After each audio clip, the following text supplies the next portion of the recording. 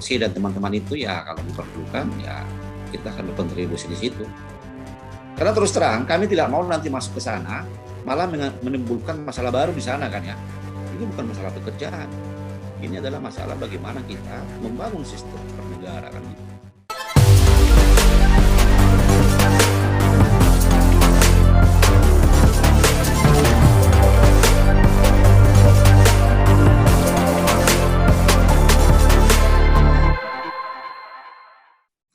Halo Pak Hotman Tamunan, apa kabar? Salam jumpa nih Pak Hotman.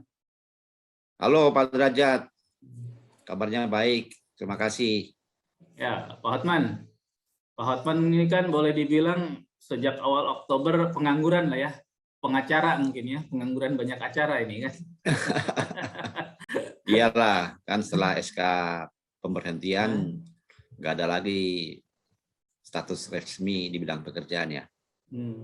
Ngapain aja aktivitas sekarang, ngapain aja, di siapa aja nih sambil mungkin cari-cari pekerjaan baru? Belum, kita lagi menyelesaikan dulu kasus yang pemberhentian ini karena kan belum tuntas kan ya. Masih ada rekomendasi Komnas HAM, masih ada rekomendasi Ombudsman, dan kemudian ada isu baru kan ya. Pak Kapolri menawarkan kita untuk menjadi ASN di kepolisian, jadi kita mengurus ketiga hal tersebut. Nah ini terkait tawaran Pak Kapolri kan menarik juga. Sebetulnya sikap Pak Hotman dan teman-teman berapa? 56 apa 57 sih ya? Sekarang 50, dulu kan 57. Ada satu orang pensiun, Pak Koko, Pak Sujanarko ya. Kemudian ada lagi satu orang lagi, Pak Lakso, yang sebelumnya dia sekolah di Swedia. Dia juga kena juga, sehingga kembali lagi ke 57. Jadi sekarang totalnya 57. Itu sikapnya gimana? Sudah bulat akan menerima tawaran Pak Kapolri itu atau masih wait and see juga ini betulnya? Nah ini kan ya kita apresiasi lah ya, kita terima kasih kepada Bapak Kapolri atas tawarannya. Menarik juga sebenarnya tawarannya itu. Cuman kan kita belum mengetahui secara pasti prosedur dan mekanismenya, skemanya kan gitu kan ya, di mana kita ditempatkan dan bagaimana skemanya kan belum jelas, belum clear lah. Nah, kita lagi menunggu itu sebenarnya. Tapi pada intinya kan kita ini kan yang pegawai 57 ini adalah pegawai-pegawai negara yang bergerak yang berkontribusi di bidang pemberantasan korupsi ya. Nah, kalau memang keahlian kita itu dibutuhkan oleh Bapak Kapolri untuk melakukan pekerjaan pemberantasan korupsi, ya kita kan sebagai pegawai pemerintah, pegawai negara ya harus berkontribusi di bidang itu, karena memang hanya itu kemampuan kita Pak Ajat nih. Kita nggak punya kemampuan di bidang yang lain, kemampuan kita hanya di bidang pemberantasan korupsi, dan teman-teman itu ya kalau diperlukan ya kita akan berkontribusi di situ. Artinya siap bulat juga ya teman-teman. Ini satu frame lah ya. Secara siap memenuhi panggilan Kapolri itu. Overall kan kita di 57 ini kan punya latar belakang itu kan. Kita kan di KPK untuk memberantas korupsi kan gitu kan ya.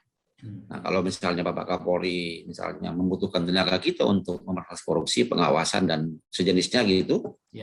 Ya sebagai pegawai pemerintah, pegawai negara ya berkontribusi di bidang itu. Cuman kan ini kan harus dibuat secara jelas kan. Secara clear dengan dasar-dasar hukum yang jelas juga, sehingga nanti tidak menimbulkan masalah di kemudian hari. Job description-nya segala macam ya. Iya. Yang pasti mungkin sepertinya akan di bawah Bareskrim gitu ya, Pak Hotman. Nah itu yang belum pasti ya. Kemarin kan Pak Kapolri dalam apanya itu, dalam pidatonya itu mengatakan di bawah Tipikor ya, di Tipikor ya. Tapi itu belum pasti apakah nanti dibawa di Tipikor atau satuan tugas khusus, kita juga belum tahu pasti ya. Kabarnya kan Pak Hotman dan kawan-kawan kemarin ada 9 orang tuh dari tim 57 itu yang berdialog dengan perwakilan Kapolri itu, Pak Hotman. Apa yang dibahas? Ya benar, setelah pidatonya Bapak Kapolri, asisten SDM Polri mengundang kita untuk datang ke Polri ya. Kita datang ada 8 orang, kemudian ada juga di sana tim ahli.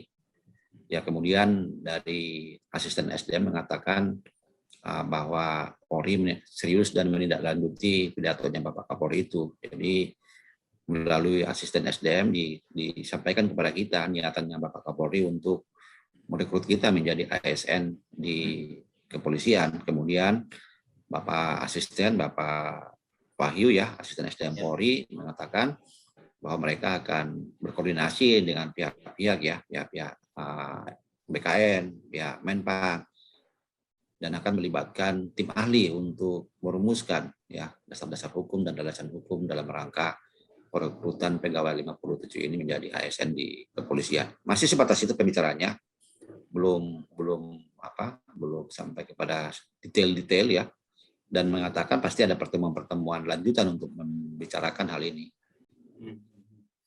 Yang 57 orang itu diwakili 8 orang ya. Penentuannya gimana itu, ya. Pak Hotman? Di kita itu kan cair ya, yang di 57 itu kita punya grup ya, kita mempunyai koordinasi kan gitu kan ya. Ya. Dan kemudian kan di antara 57 itu kan mempunyai keahlian masing-masing ya. Ada keahlian di bidang SDM, makanya kan kita mengikutkan Bapak Chandra ya, Bapak Chandra Sulistyo Rekso Projo, kan dia kan sebelumnya dia kepala biro SDM sehingga pahamlah dia tentang ke-SDM-an. Kemudian ada Pak Paris itu juga adalah paham tentang ke-SDM-an. Kemudian kita juga melibatkan orang yang paham hukum, ada Bapak Tigor, Bapak Rasamala, kan teman-teman ini paham tentang hukum. Kemudian ada Bu Novarisa juga, dia itu paham tentang jaringan kerjasama dan segala macam.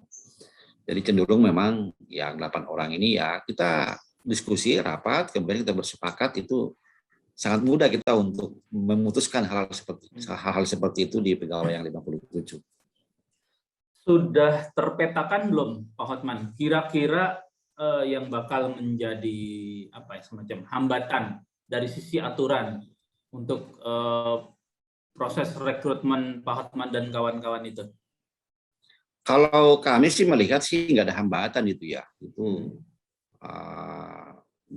peraturan-peraturan bisa mengakomodir itu menurut kami. Cuman memang kan ini perlu didiskusikan dengan Menpan dan BKN. Karena kan Bapak Kapolri juga kan mungkin menentukan di strukturnya itu di mana kan gitu kan ya. Itu juga kan perlu juga diserasikan dan diintegrasikan dengan peraturan-peraturan yang ada saat ini di Kapolri dan di peraturan kepegawaian di ASN. Tapi saya melihat ya, itu kalau melihat peraturan-peraturan yang ada itu bisa mengakomodir. Cuman kalau nggak salah kan dari Pak Hotman dan teman-teman itu ada beberapa ya, yang kayak Bang Novel Baswedan dan lain-lain itu yang berasal dari kepolisian ya? Ya, ada beberapa. Ada Bang Novel, ada Bang Nenggolan ya, Andre Nenggolan, ada Pak Damani, ada Bang Rizka, ada Pak Budi Agung Nugroho, itu ada beberapa. Yang dulunya mereka itu adalah dari Akpol ya, Akademi Kepolisian, kemudian di PTIK sekolahnya, kemudian direkrut oleh KPK, dan kemudian memutuskan untuk menjadi pegawai tetap KPK, sehingga pensiun dini dari kepolisian. Nah, kembali lagi kepada polisi lagi kan ini kan ya.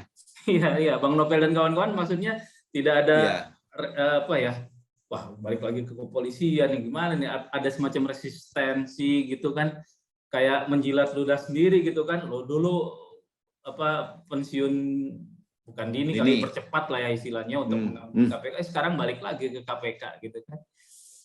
Nah, dalam kembali lagi antar temen gitu, ada sempat terlontar nggak guyon-guyon kayak begitu?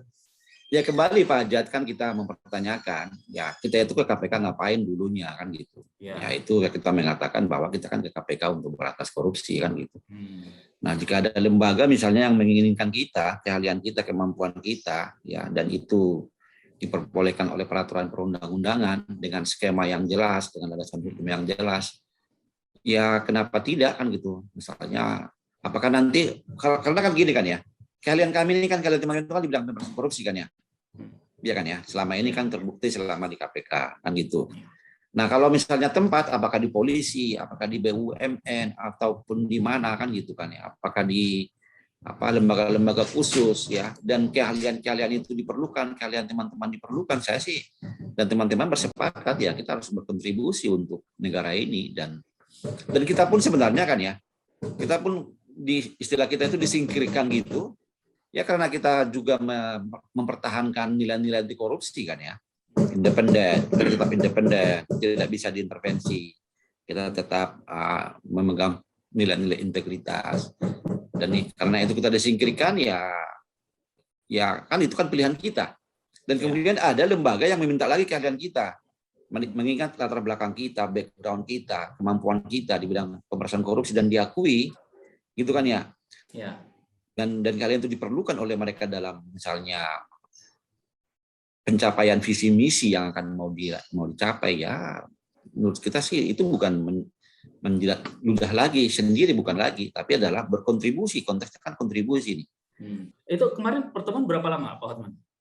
Itu kira-kira antara 30-45 menit ya. Itu nggak lama sih, nggak lama ya.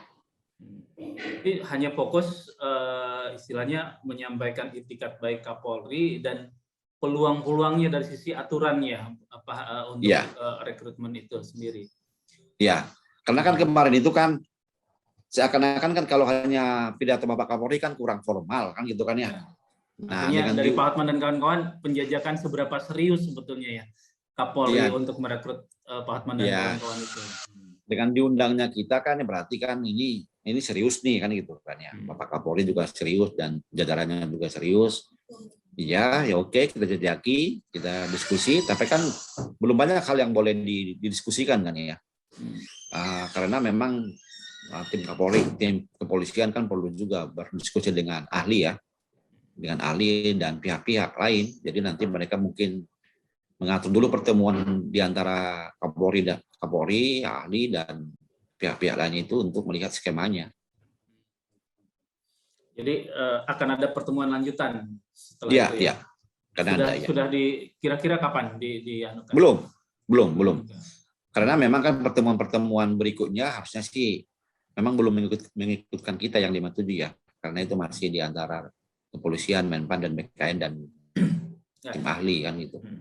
Kan kekhawatiran selama ini teman-teman penyidik di KPK itu dikenal dengan independensinya gitu kan ya. Sementara di Mabes Polri itu kan kita tahu sangat mungkin bagi orang kaku lah gitu. Semuanya hierarki komandonya itu tegas gitu. Kalau ada perbedaan misalnya dalam upaya penyelesaian kasus-kasus tindak pidana korupsi yang menjadi kewenangan Pak Hotman, tiba-tiba pimpinan bilang tolong ditunda dulu kasus yang ini dengan alasan tertentu misalnya, coba prioritaskan yang lain. Nah itu kan mungkin nanti akan terjadi friksi-friksi gitu kan di antara Pak Hotman dan teman-teman dengan pimpinan Polri itu. Iya, jadi kan sebenarnya kan di KPK juga kan kita tidak serta-merta misalnya bertentangan dengan pimpinan ya. Nah di KPK itu kan dikembangkan budaya egaliter, diskusi ya untuk menyelesaikan permasalahan secara bersama-sama. Dalam hal diskusi ini kan boleh saja kita berbeda pendapat dengan pimpinan, masih dalam tataran diskusi dengan berbagai dasar, landasan, alasan, dasar hukum dan segala macam yang jelas. Dan kemudian kita sampaikan pendapat kita. Menurut pendapat kita adalah seperti ini, dasar hukumnya adalah seperti ini, alasannya adalah seperti ini. Kemudian kita sampaikan kepada pimpinan ya dengan cara yang benar, tidak dengan cara yang memaksa kan gitu kan ya. Bahwa kemudian misalnya diputuskan oleh pimpinan, kan semua kan mengikuti itu. Dan kita menyadari keputusan pimpinan itu kan pasti berdasarkan undang-undang, berdasarkan peraturan, berdasarkan hukum. Nah, jika ini misalnya tetap kita lakukan, saya yakin juga nanti pimpinan-pimpinan kita juga itu akan mengikuti aturan-aturan hukum itu kan ya. Karena kan kalau kita melihat misalnya di Undang-Undang ASN juga, nilai dasar ASN itu adalah melakukan pekerjaan, melakukan perintah sesuai dengan peraturan perundang-undangan. Dan jika tidak sesuai dengan peraturan perundang-undangan, ya kita boleh mempermasalahkan, kita boleh menolak kan gitu kan.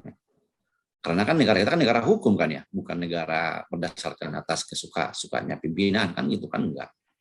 Nah, bagaimana misalnya nanti mengatur ritme ini dengan kultur di kepolisian, dengan kultur di KPK yang berbeda, memang teman-teman harus belajar kan gitu kan. Ya. Untuk menyesuaikan itu. Tapi konteksnya kan ya, niatnya dan dasar hukumnya kan sama sebenarnya kan gitu. Itu kira-kira yang ada dalam pemikiran saya. Kalau dari Pak Hotman dan teman-teman sendiri, mungkin apa dalam perbincangan informal gitu dalam rangka merespon tawaran Kapolri itu ada terlontar nggak kira-kira bentuknya nanti itu akan semacam satgas ad hoc atau melekat di tipikor di bawah Bareskrim atau seperti apa idealnya gitu? Kita belum sampai ke sana ya, karena terus terang kita juga tidak mendalami bagaimana peraturan-peraturan existing sekarang yang berada di kepolisian ya. Cuman yang ada dalam pemikiran kita itu adalah bahwa kita ini latar belakang anti korupsi, pemberantasan korupsi, latar belakang pengawasan kan gitu kan ya. Dan kemampuan kita hanya di bidang itu, ya kan ya. Dan kami yakin memang ya di posisi manapun sebenarnya yang penting kami bisa diutilisasi, kemampuan kami bisa diutilisasi dalam rangka mencapai visi misi kepolisian, visi misi negara kan gitu kan. Itu sebenarnya. Nah kalau kami nanti mengatakan, wah ini harus satgas khusus, kami kan belum tahu apa boleh nggak dengan secara aturan di mereka itu satgas khusus. Karena terus terang kami tidak mau nanti masuk ke sana, malah menimbulkan masalah baru di sana kan ya. Misalnya dipaksakan sedemikian rupa padahal tidak ada peraturan perundang-undangan yang mengakomodir itu kan masalah nanti buat kita, malah mengganggu stabilitas yang ada di kepolisian kan gitu. Menimbulkan kecemburuan juga kali ya dengan ya bisa menimbulkan konflik kan, menimbulkan ketidaksinergian kan gitu, menimbulkan macam-macam kan gitu kan ya. Menjadi masalah baru lagi. Justru terjadi sinergitas di situ ya. Ya, sinergitas dan kemampuan kita bisa diutilisasi oleh kepolisian untuk memberantas korupsi kan gitu. Ya, emang kalau saya pribadi membayangkan kalau dari sisi positifnya ya, sinergi tidak hanya di antara para penyidik Polri dan teman-teman Pak Hotman, tapi mungkin nanti kalau sudah melebur tuh sinergi antara pemberantasan korupsi oleh Mabes Polri dengan KPK gitu, karena sudah saling mengenal gitu kan, sudah bisa saling komunikasinya makin enak gitu. Nggak kayak terjadi cicak buaya kayak di sebelum-sebelumnya gitu kan, nggak akan terjadi itu. Iya, harusnya sih iya ya kan ya. Harusnya sih memang itu bisa disinergikan kan. Karena kan mempunyai tujuan yang sama kan ya, berantas korupsi kan gitu. Kecuali memang kita mengatakan tujuan sama tapi tidak tujuan sama, itu lain cerita masalahnya kalau seperti itu kan gitu. Kalau tujuan sama kan sebenarnya sih segala sesuatu itu mudah sebenarnya ya. Baik itu kepolisian, kejaksaan kan gitu. Sebenarnya kan masalah kita ini pun sebenarnya gampang diselesaikan sebenarnya ini. Kalau semua terbuka kan ya. Semua terbuka dan punya niatan yang sama, tidak ada misalnya istilahnya apa ya, jangan ada dusta di antara kita kan gitu kan ya. Terbuka, transparan apa yang mau kita inginkan, bagaimana prosesnya, bagaimana prosedurnya, kita buka kalau memang terbuka kan gitu kan ya. Kalau di kami ini kan agak sedikit aneh nih, ada TWK tapi nggak jelas, nggak terbuka, kayak ada disimpan-simpan kan, hasilnya pun nggak boleh dilihat, agak aneh kan ya. Masa hasil nggak boleh dilihat, masa misalnya kita dulu waktu kuliah ada ujian kita nggak lulus gitu, terus kita tanya sama dosen kita, kenapa sih Pak saya nggak lulus, nilai saya berapa sih kan gitu kan, nggak boleh, itu rahasia. Aneh kan ya, maksud saya sih itu kita kembali setback ke tahun berapa tuh ya, zaman jahiliyah kali kayak gituan. Pak Hotman, benar, saya mau tertarik, selain Kapolri, sebelum ada tawaran dari Kapolri itu kan sempat ada wacana tawaran dari BUMN. Itu seberapa serius sebetulnya itu tawaran-tawaran? Nah itu ya Mas Ajat, yang kalau tawaran yang dari pimpinan yang di BUMN itu terus terang kami nolak. Ya. Karena? Kenapa kami nolak? Coba Pak Ajat bayangkan. Bagaimana cara pimpinan KPK itu menyalurkan kami di BUMN? Pasti kan ada dua cara yang boleh dilakukan untuk menyalurkan kami di BUMN secara non formal. Kalau ini tidak formal, ya kan? Menyalurkan kami di BUMN tapi tidak melalui mekanisme formal yang ada di KPK. Yang pertama pasti dia akan memblackmail itu direktur BUMN. Masukkan dong orang-orang ini, kalau tidak dimasukkan awas kamu. Itu mungkin satu cara, itu kemungkinan. Yang kedua adalah ya nggak tahu gimana caranya memasukkannya, karena kan BUMN punya mekanisme sendiri juga, tidak transparan, tertutup. Kalau kami masuk di sana tidak melalui mekanisme yang terbuka dan tidak melalui mekanisme misalnya peraturan perundang-undangan yang sedemikian rupa, itu kan sama aja dengan kami kayak istilahnya itu kayak dulu kan kita dengar ada titip-titipan kan gitu kan ya, ada pegawai titip-titipan kan gitu, karena dia pejabat dia boleh nitip pegawai. Nah, menurut kami cara-cara seperti ini cara-cara yang mencederai nilai-nilai integritas, nilai-nilai transparansi. Kami tidak mau, terus terang kita tolak tuh. Ini bukan masalah pekerjaan. Ini adalah masalah bagaimana kita membangun sistem bernegara kan gitu.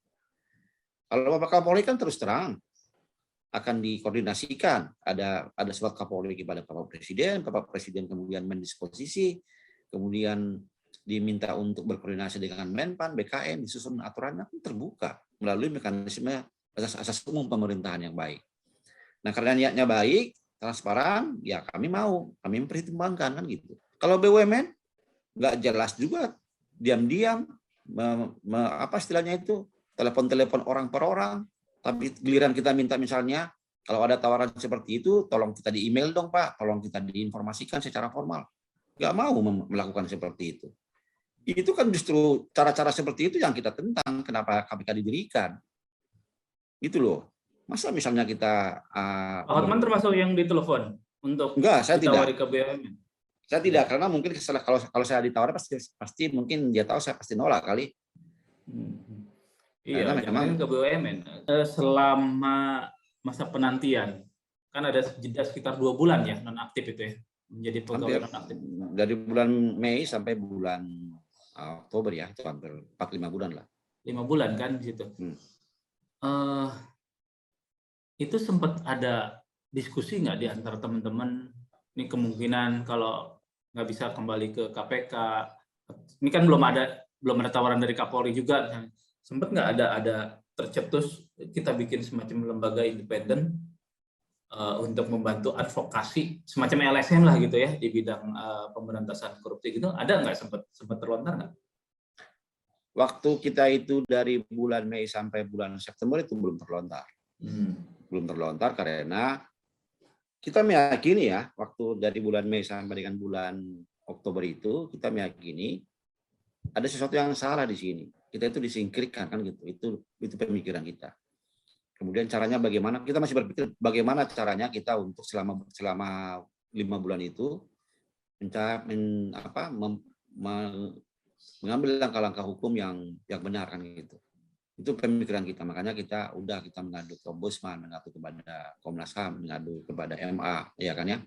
Kemudian ada orang yang ciar juga di MK. Kita menunggu itu. Dan benar kan ya, temuan Komnas HAM mengatakan ini ada pelanggaran HAM, ini adalah penyingkiran. Kemudian temuan Ombudsman mengatakan, oh ini ada maladministrasi, nggak benar ini prosedurnya kan gitu. Temuan MA mengatakan, ya pimpinan KPK berwenang untuk melakukan TWK, ya udah kita terima. Dulu awalnya kan kita mengatakan pimpinan KPK tidak berwenang melakukan TWK, kan gitu kita bilang. Nah setelah diputuskan oleh MA berwenang, ya udah kita terima itu sebagai suatu norma, sebagai suatu aturan. Ya tunduk pada hukum, putusan hukum ya tertinggi. Iya. Jadi dulu itu kan kita mempertahankan 2 hal. Pertama adalah bahwa pimpinan KPK tidak berwenang untuk melakukan TWK. Itu bertentangan dengan PP 41 2020 dan Undang-Undang 19 2019. Kita ujilah ini ke MA dan ada orang uji ke MK. Setelah diputuskan pimpinan KPK katanya berwenang, ya udah kita terima. Oke, pimpinan KPK berwenang. Masuk yang kedua, bahwa dalam pelaksanaan TWK itu ada problem pelanggaran HAM dan problem pelanggaran administrasi. Nah ini kan ada siapa yang berwenang, ada Komnas HAM, ada Ombudsman. Jadi kita tidak lagi menuntut TWK itu tidak berwenang dilakukan oleh pimpinan, tapi kita menuntut TWK itu ada problem dalam pelaksanaannya. Terbukti dari temuan Komnas HAM dan Ombudsman. Itu dalam pemikiran kita selama 5 bulan itu. Dan kita yakin ya, kalau membaca undang-undang yang ada, harusnya pimpinan KPK itu melakukan rekomendasi Ombudsman dan Komnas HAM itu, karena kalau kita melihat undang-undang Ombudsman kan ya, pasal 38 itu, pasal 38 Undang-Undang Nomor 37 tahun 2008 itu, bahwa pimpinan KPK dan BKN itu wajib melaksanakan rekomendasi Komnas HAM. Tapi ini pun tidak dilakukan oleh pimpinan KPK. Ya nggak tahu kenapa. Karena balik disebut bahwa Komnas HAM nggak ngurusin kayak gitu-gitu gitu kan. Nah itu yang itu Pak. Dan kalau Komnas HAM itu sebenarnya lebih lagi Pak, ini lebih besar lagi sebenarnya kalau saya melihat ya. Kenapa saya mengatakan seperti itu? Gini loh, sebenarnya kalau kita bernegara itu ya, tujuan founding pada kita mendirikan negara ini apa sih sebenarnya? Ya kan? Kalau kita baca kan ada di pembukaan undang-undang dasar itu kan ada tujuan bernegara. Tapi kalau lebih disempitkan lagi ya, kan tujuan kita bernegara ini adalah untuk melindungi setiap hak asasi warga negara. Dan maksud saya sih agak sedikit aneh kita bernegara ada pelanggaran HAM, tujuan kita bernegara adalah untuk melindungi setiap HAM warga negara, tapi kita abaikan rekomendasi Komnas HAM. Padahal misalnya undang-undang dan konstitusi sudah jelas menyebutkan Komnas HAM lah yang berwenang untuk melakukan penyelidikan terhadap pelanggaran HAM. Dan kita mendiamkan itu. Menurut saya sih agak ada yang aneh dalam konteks pelaksanaan kita bernegara ini. Antara tujuan dan peraturan perundang-undangan dan pelaksanaannya itu tidak sinkron. Itu saya melihat dalam konteks Komnas HAM. Ini lebih besar sebenarnya. Ini menyangkut kehidupan kita bernegara. Bagaimana perlindungan kita terhadap warga negara. Bagaimana negara melihat warga negara. Saya melihatnya seperti itu. Harusnya kalau saya mengatakan, rekomendasi Komnas HAM harus ditindaklanjuti ya untuk menyelesaikan problem yang ada di sana. Sehingga ke depan tidak muncul lagi hal-hal seperti itu kepada warga negara Indonesia ini. Pak Hotman, saya mau sedikit minta respon Pak Hotman terkait isu yang dalam beberapa hari ini muncul ini. Kesaksian seorang mantan petugas pengamanan dalam di KPK. Nah ini kan kemudian wacananya dikaitkan, oh berarti isu yang muncul 2-3 tahun lalu bahwa ada kelompok Taliban di KPK itu benar. Ada penyidik yang diam-diam menyimpan bendera ormas yang sudah resmi dilarang oleh negara, bendera yang mirip HTI semacam itu. Jadi begini, memang isu Taliban ini kan sengaja digaungkan ini waktu revisi Undang-Undang KPK tahun 2019. Dan isu ini kan muncul kejadian itu kan tahun 2019 itu. Pada saat misalnya revisi Undang-Undang KPK. Nah, sebenarnya kita melihat dalam berbagai hal ya. Pertama adalah dalam konteks pelaksanaan tugas dan kewenangan dari Pak Iwan ini yang security ini. Dia itu kan security di lantai 1 ya. Security pengamanan tahanan lah. Ya kan? Di KPK itu kan Pak Ajat kan tahu kan akses-akses kan ya. Siapa yang boleh akses ruangan A, siapa yang boleh akses ruangan B, kan itu kan ada banyak tab-tab itu ruangan akses itu. Pak Ajat ini, Pak Ismail ini kan, Pak Iwan ini kan mempunyai kewenangan untuk ke lantai 10. Lantai 10 itu adalah ruangan jaksa. Nggak berwenang dia itu. Nah, bagaimana dia sampai ke sana juga itu adalah pelanggaran akses sebenarnya. Itu yang pertama. Kemudian di lantai 10 itu nggak boleh sembarang foto-foto kan gitu kan ya. Karena itu kan ruangannya penuntut, di sana banyak barang bukti. Penuntut itu artinya dari lingkungan jaksa ya? Iya. Bukan dari para penyidik. Bukan. Jadi kalau yang penuntut di KPK itu semua berasal dari Kejaksaan Agung. Mereka pegawai jaksa yang dipekerjakan di KPK sebagai penuntut umum kan gitu. Nah, itu di lantai 10 Pak Iwan itu lantai 10 bukan areanya Pak Iwan adalah di lantai dasar tahanan, kemudian dia datang ke lantai 10 untuk moto. Ya, ada pelanggaran akses, ada pelanggaran keamanan juga karena di lantai 10 itu nggak boleh sembarang foto-foto. Karena di sana itu ada namanya ruangnya penuntut kan banyak barang-barang bukti di sana kan ya. Ya nggak boleh dipoto-foto. Meskipun yang dipoto cuma bendera gitu kan. Ya, tapi maksud saya sih aturannya kan tidak boleh memoto apapun di ruangan itu. Itu dulu yang kita pegang kan. Baik. Yang berikut juga adalah pemilik bendera itu juga bukan Muslim, dia Hindu. Ya. Nah, yang berikut adalah yang pemilik bendera itu tidak ikut dalam kawanan 57 ini. Karena dia kan jaksa kan. Jaksa itu sudah ASN. Jadi dia tidak ikut TWK lagi dia. Tidak ikut TWK lagi. Dan kebetulan juga non-Muslim. Nggak ada hubungan lah. Memang nggak ada hubungan antara yang 57 dengan bendera. Nggak ada hubungan antara 57 dengan radikalisme dan Talibanisme. Karena seperti yang Pak Ajat tadi sebutkan, di antara 57 ada Buddha, ada Kristen, kan gitu kan. Di situ. Jadi bukan hanya Muslim saja yang ada di 57. Dan yang 50 di yang Kristen itu ada juga loh penatua di gereja gitu. Ada juga penatua gereja itu. Jadi nggak ada hubungan dengan radikalisme itu, nggak ada, sama sekali nggak ada. Pak Hotman, salah satu yang dikeluhkan oleh Pak Iwan yang mantan tenaga security itu kan dia ngerasa diperlakukan tidak adil. Dia diproses oleh pengawas internal di sidang, di musyawarah ya istilahnya ya, tanda petik lah ya, di sidang melibatkan dewan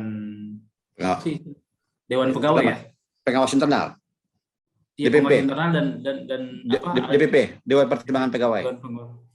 Kemudian juga ada dari kelompok apa pegawai Wadah itu pegawai. apa? Wadah pegawai. Wadah pegawai gitu bilang. Kok cuma saya yang di ini, sementara pemilik benderanya tidak diperiksa, dia bilang tidak dikenai sanksi, gitu. Malah saya yang cuma motret dikenai sanksi, dia bilang gitu.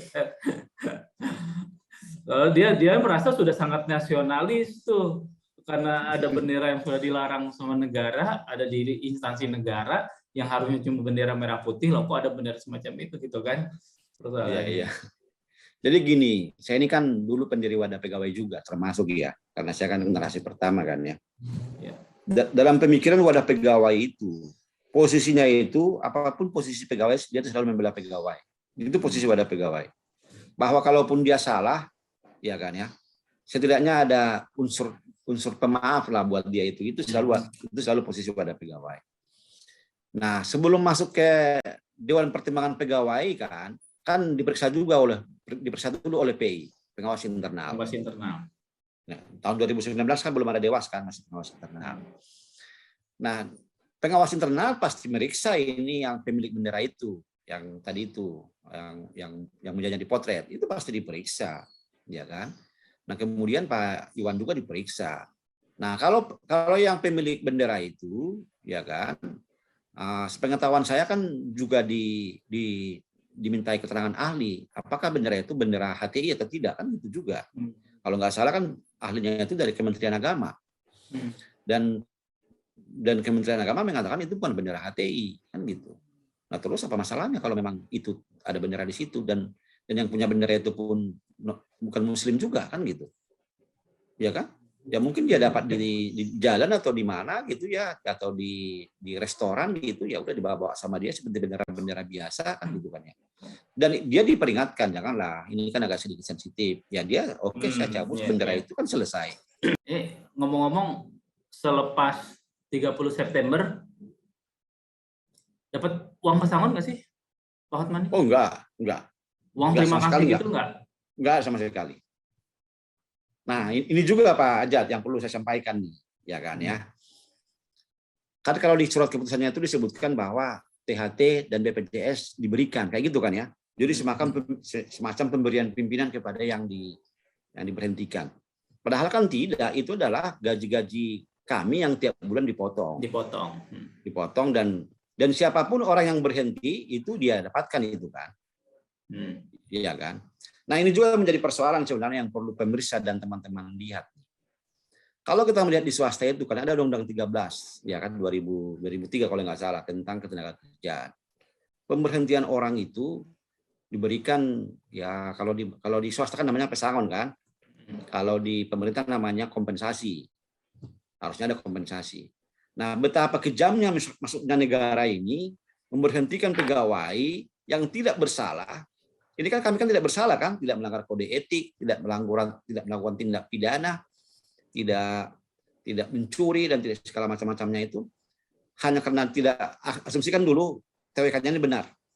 Hanya karena tidak lulus TWK diberhentikan dan kemudian yang 57 ini menjadi pengangguran, tidak ada pekerjaannya lagi misalnya kan gitu kan ya. Dan tidak sama sekali memberikan yang namanya kompensasi. Padahal kalau kita melihat jurisprudensi dulu namanya ada pengalihan sekretaris desa menjadi pegawai ASN juga. Yang tidak lulus itu, yang tidak memenuhi syarat menjadi sekretaris desa, menjadi ASN, diberikan kompensasi oleh pemerintah. Kan gitu. Nah, ini juga sebenarnya yang menjadi pertanyaan kita. Jadi nanti Pak Ajat dan teman-teman pegawai-pegawai, ya sudah ada jurisprudensi, ada pegawai KPK diberhentikan dengan hormat, walaupun dengan hormat, tanpa diberikan kompensasi, ya. Nanti pegawai-pegawai swasta, pegawai-pegawai BUMN bisa juga nanti diberhentikan tanpa ada nanti kompensasi karena sudah ada jurisprudensinya. Dan sebenarnya ya kalau kita mengacu kepada Undang-Undang HAM, Undang-Undang 39 tahun 1999 itu, pencabutan hak asasi, ini kan pencabutan hak asasi nih. Pegawai KPK itu kan hak asasinya kan boleh bekerja kan gitu kan ya. Kemudian dicabut, itu boleh-boleh saja berdasarkan undang-undang, harus ada undang-undangnya dan diberikan kompensasi. Kalau dalam bahasa-bahasa lain kan kompensasi, ganti rugi, pesangon, nah kayak gitulah kira-kira. Nggak ada sama sekali Pak Ajat. Ini kalian tadi yang disebut tunjangan hari tua dan apa? Tunjangan hari tua dan BPJS. Yang dipotong tiap bulan itu kan? Dipotong itu tiap bulan. diserahkan, ya? Tapi itu diserahkan. Cuma itu. Kalau itu kan nanti kan kita yang berurusan dengan apa namanya tuh? BPJS ya. BPJS dan perusahaan asuransi kan? Ya. Pak Hotman Tambunan, terima kasih ya sudah berbincang Pak Ajat ya. Bagi informasi. Nah, semoga proses yang sekarang sedang berjalan antara teman-teman 57 orang mantan penyidik atau mantan pegawai KPK dengan Mabes Polri bisa berjalan mulus ya. Tidak ada hambatan di tengah jalan nantinya. Dan Pak Hotman dan teman-teman bisa kembali mengabdi kepada negara sesuai dengan passion-nya, sesuai dengan keahliannya. Oke, Pak Hotman, terima kasih banyak. Terima kasih. Sampai jumpa. Salam sehat, Pak Hotman. Salam sehat.